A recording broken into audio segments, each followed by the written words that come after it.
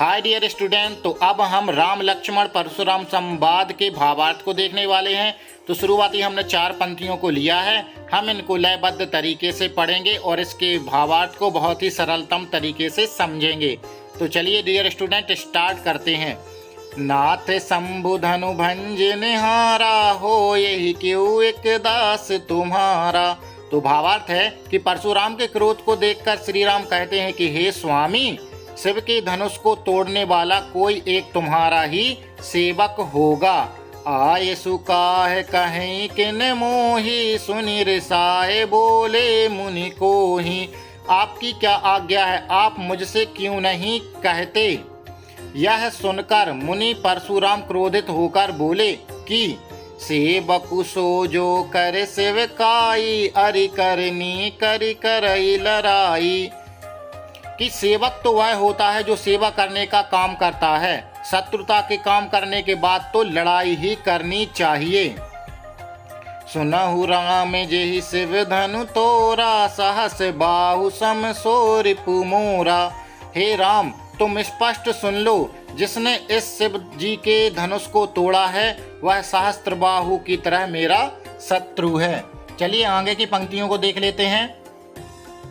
सो बेले गाऊ बिहाई समाजा, नाता मारे जिहि सब राजा।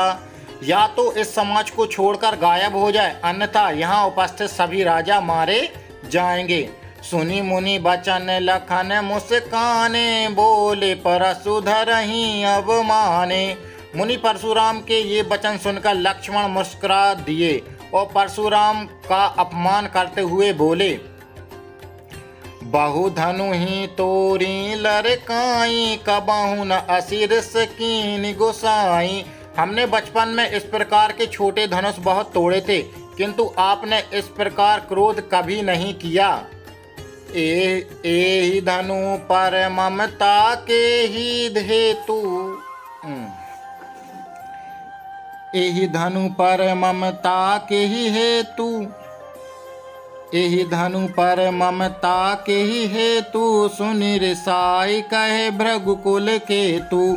इस धनुष से आपका विशेष लगाव किस कारण से है, यह सुनकर भृगुकुल के ध्वज श्री परशुराम क्रोधित होकर बोले, रे नृप बालक काल बस, बोलत तो ही न संभार। धनु ही सम त्रिपुरारि धनु, विविध सकल संसार। ओ राजा के पुत्र, काल के वशीभूत होकर भी तुम संभल कर नहीं बोल रहे हो। समस्त संसार जानता है कि यह शिव का धनुष क्या छोटे धनुषों के समान हो सकता है।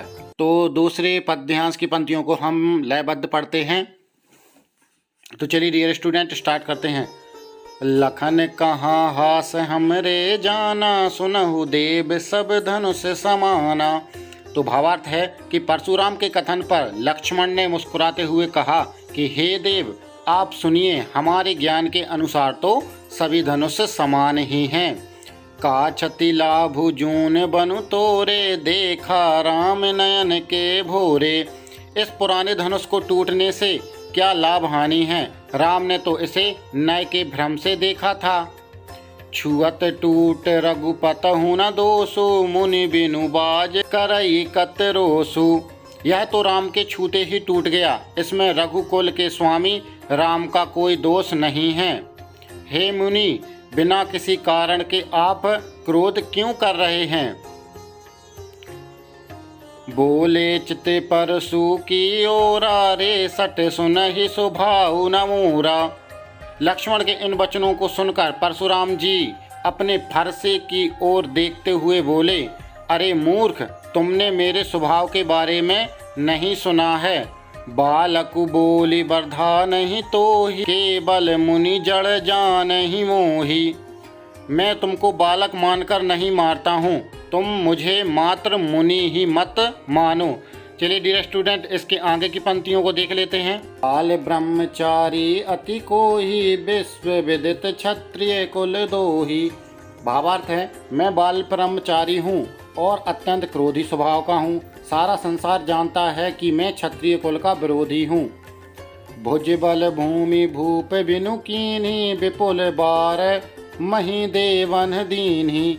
मैंने अपनी भुजाओं के बल से पृथ्वी की अनेक बार राजाओं से रहित किया और इसे ब्राह्मणों को दे दिया है।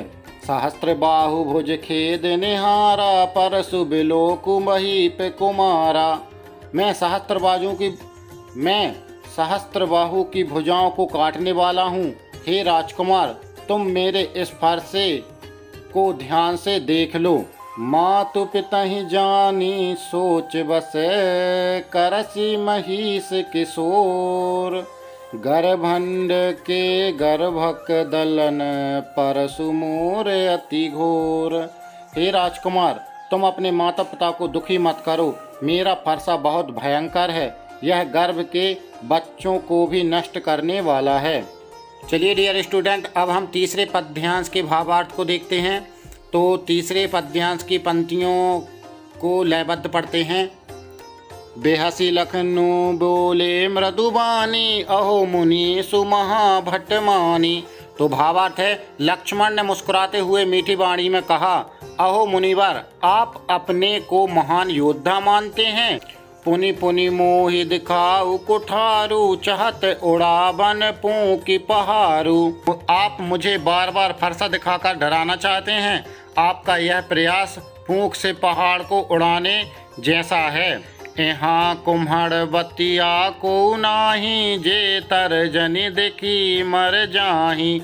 यहाँ पर कोई काशी फल का छोटा सा फल नहीं है जो तर्जनी उंगली के देखते ही मर जाता है। देखी कुठारु सरासन बाना, मैं कछु कहाँ सहित अभिमाना।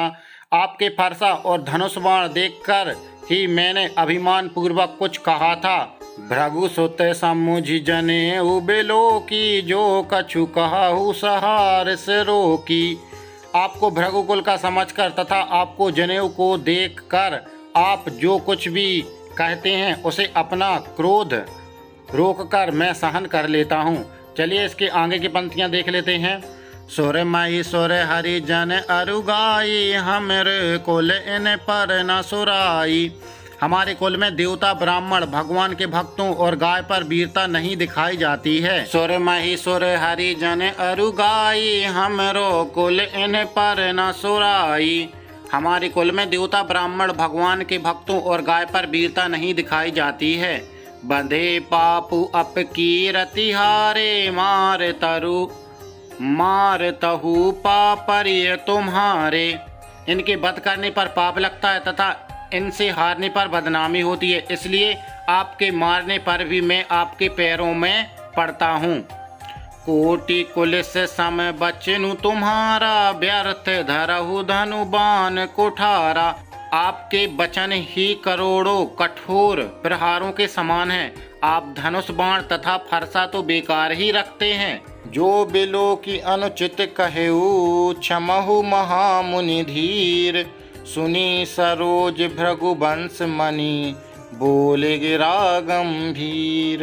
इनको देखकर यदि मैंने कुछ गलत कह दिया हो तो हे महामुनि उसे क्षमा कर दीजिए। वह सुनकर भृगुकुल को मणि परशुराम अत्यंत गंभीर वाणी में बोले।